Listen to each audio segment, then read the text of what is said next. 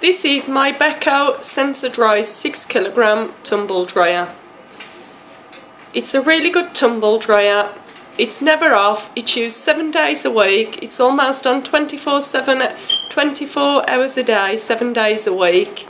It's got various settings. It's got timed programs. It's got sensor drying, so it actually cuts off when tumble drying's dry. Would highly recommend. It's a very good tumble dryer. It's in constant use, never ever had any trouble with it, but unfortunately the bushes are going in the back and occasionally you can hear the drum drop, which also is leaving occasional like oil patches on some of my washing. But highly recommended tumble dryer, would recommend to anyone. Also very cost efficient, because when the tumble dryer is in sensor dry, it actually cuts off when drying's dry.